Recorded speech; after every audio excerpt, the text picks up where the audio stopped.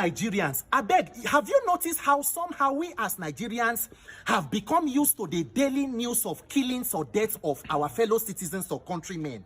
I mean, how we can all hear that maybe 30 or so people were killed in so-so community, and that it is more like mere statistics. So we are, oh, okay, now 20 they killed for Benue today, and so, all right, no problem. And everybody moves on. There is no sense of national horror or emergency, both on the part of the leaders and even we the people. So we just, the president issues condemnation, let us get perpetrators every time, and then we rinse and repeat and wait for the next tragedy and calamity. So while all of us were busy preparing for Christmas, they buy chicken to share with our loved ones and all that, on the 24th of December, about 3 local governments in Plateau State, Bokos local government, Mangu and Barkin Ladi, were attacked by gunmen, with more than 115 human beings slaughtered and killed in cold blood. Now, if this was a one-off, it would even be okay, you can understand. But especially for Plateau, it has been from time immemorial. As far back as I can remember, from Governor Jonah Jang to Simon Lalong to also this present. In fact, the current government, between January and December this year, there have been record of killings in Plateau every month, at least one incident. The governor of the state, Barrister Caleb Mufwang, actually admitted that in 1 month, within a space of 3 weeks, about 150 people were killed in one local government. I think Mango local government, Bassa community or so. I can't remember now. That is the same. The painful part about Plateau is the fact that right now in the state, in July, the House of Reps asked the National Security Advisor, Oganuhu Ribadu, to declare a national security emergency in the state. The Chief of Army Staff, Major General Taurid Lagbaja, also commissioned Operation Hakorin Damisa, that is Operation Tiger Teeth in the state. And also the Army Theater Command was moved to Mangu. And even the state government also commissioned Operation Rainbow, the state security network. But somehow the killings continue.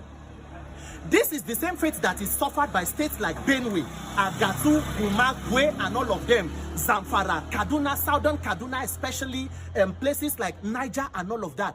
You remember on the 4th of December, somewhere in Kaduna State, they said the Nigerian Air Force mistakenly bombed Tudumbriri community, killing almost 85 people.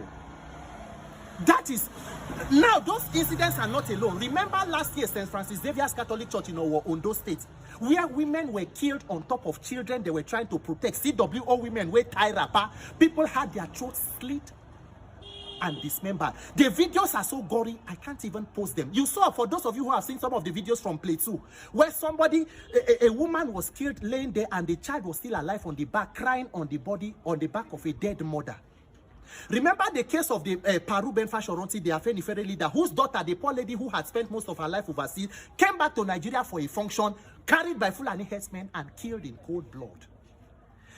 I beg you, because this video, I actually wanted to call out, you know, the leadership, as I usually do, say minister for this, but honestly, my dear, there is not so much hope. I rather want to talk to us as citizens, because I believe it is within our means. Currently in Nigeria, the Minister for Defense is the former governor of Jigawa State, Alhaji Abubakar Mohammed Badaru, core politician. Minister for State Defense, former governor of Zamfara State, Governor Bello Matawale, lost his second-term re-election, became Minister for Defense. And when you talk, they will say, no, what of other governments who did not appoint military people into defense ministry? What was the impact? And I will ask, so if you have been treated by 3 doctors and there was no improvement, you should hire a carpenter. The president currently is the Minister for Petroleum. The same thing President Buhari did for 8 years, was Minister for Petroleum, even when he was a retired general himself. And with all the security challenge, you will think that maybe the president would want to assume full commander-in-chief and chair the war cabinet. But somehow, they chose the Petroleum Ministry. Whatever that is there, only God knows. I beg you, in the name of whatever you hold sacred as Nigeria, the death of people cannot continue to go by without any kind of horror. Just imagine, say, as you dey Lagos or you dey Abuja, wherever you dey, these people who are killed are not just, it's not just data or statistics. These are human beings in real time. People's loved ones, person papa, person mama, person pikin, person brother or sister or wife or husband. People will get date of birth, state of origin, killed like this. 115, not animals, human beings. In the name of God, we must understand as Nigerians that elections have consequences. No matter how you shout our local articulated obedience, my dear, if you bring in incompetent and incapacitated leadership, the victims of incompetent government is you and me, average citizens. The political class do not have ethnicity or religion. What brings them together, especially in Nigeria, is the spoils, what they have to share for self-gratification and financial aggrandizement. We have to help ourselves. Until you can do something, you can say something. Tweet, post, whatever it is, so that these issues are brought front and center. That we have a discussion, that we develop a higher level of moral consciousness. That people cannot just go to your community. Imagine as you dey here, somebody goes to your community, carries your loved ones, whether your mama, your papa, God forbid, kill them in cold blood, and everybody moves on. Imagine the lives of those people who are still there. I beg you, fellow Nigerians, you always remember at the back of your mind that today's victims were yesterday's survivors. Tomorrow's victims will be today's survivors. The dead can no longer die. The next set of people who will die will be between you and I who are still alive, God forbid. May we not wait until the calamity or tragedy comes close to us, because it always seems very far until it comes very close, until we do something.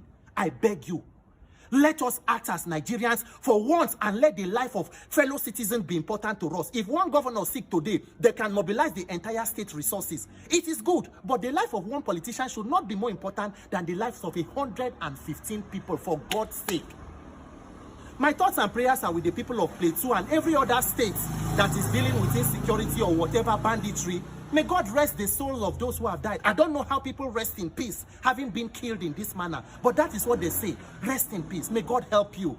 And may God, most importantly, help Nigerians, for us to realize that it is within our power to take our country and our destiny in our hands and chart the future that we need and put some value on human life. God bless Nigeria and Peter.